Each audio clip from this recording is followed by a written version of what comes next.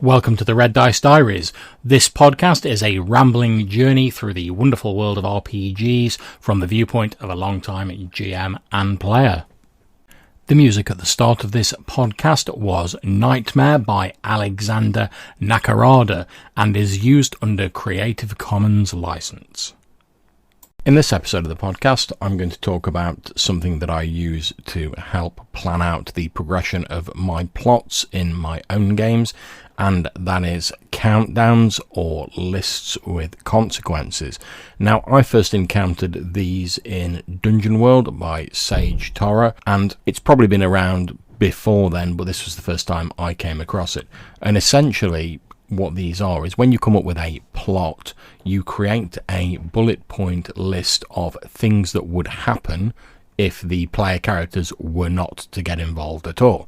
So let's say, just for a stereotypical example, you have a plot line that an orc chieftain is raising a warband with the intent to attack a human kingdom and burn it to the ground. You write down a little description of it, just like a couple of sentences like I've just done then, and then you put your bullet pointed list down. And remember, this is what happens if the player characters do not get involved at all. So first of all, I might say orc attacks begin to increase as orc raiders range further afield. Outlying goblin tribes and ogres are added to the orc horde. Small villages on the outskirts of the human kingdoms begin to be increasingly attacked by orcs. Survivors report seeing a great orc wearing metal armor and carrying strange banners astride the rest of the horde. I might then put the strange banners of a red lightning bolt on a black field are seen being carried by the more outlying orc tribes. A couple of major towns are attacked by the orc horde. The capital city of the human kingdom is surrounded by a huge horde of orcs. The defenders hold out for 5 days but are overwhelmed. Orcs ransack the city, taking everyone as slaves and killing those that they do not.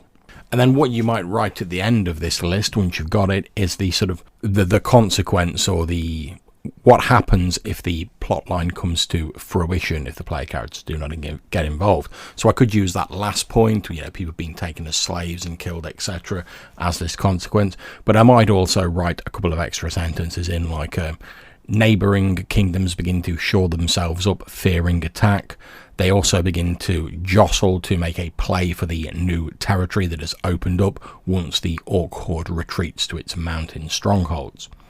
Okay, so how do you use these things in the game? Well, once you've got your list, all you do is whenever you get to a point in time where like a sufficient amount of time has passed, and this is down to your own good judgment, maybe a day, maybe a week, whatever, look over your lists of various plots, and if you feel like any of them should have advanced, just tick off the next bullet point on the list. And that way, whenever your players interact with that plot, you know what stage it is up to. So if, for instance, to use our example, I know that orc hordes are attacking outlying villages, and the players suddenly go, oh well, we really should do something about those orcs. I know that if they start straying towards the outskirt villages of the kingdom, they're more likely to encounter roving orc patrols that are more heavily armoured, better trained, etc.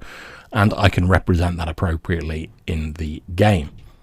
Now, of course, the list you've written down is only what happens if the players aren't interacting with it. The player characters probably will get involved with it, and that's fine. All you need to do is, if the players do anything that affects the plot, just look at the list of things that haven't happened yet and make any necessary amendments on them.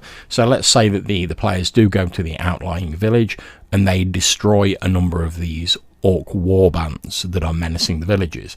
I might write down orc horde slightly decreased. They advance their plan to begin attacking towns, or they begin recruiting from the ogre tribes and goblin tribes sooner than they had originally anticipated. Or perhaps they target the PCs if the leader of the orc hordes is that intelligent. And you can just continue playing from there. Now this works really well if you've just got like one major plot, like you're doing a very short-term campaign, but it really comes into its own when you've got a number of different plots going. As long as you've got those lists there for all of your plots, when it comes to planning a game, you can glance at your plots and you instantly know what's going on in the background, even if it's not directly impacting your campaign.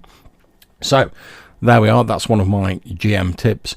Use these lists with consequences, or these trackers, to keep track of your plot lines and how they're progressing. And it also lends a greater feeling of verisimilitude to your campaign, because it really does give that feel of things going on in the background, whether the PCs get involved with them or not. And I think that's very important to maintaining the illusion of a working and living campaign world. So that's it for this episode. If you have any questions or suggestions for things you'd like to see in the podcast in future, please either email them to reddicediaries@gmail.com or drop me a voicemail at Anchor. Until I see you next time, wherever you're playing, take care and enjoy yourselves.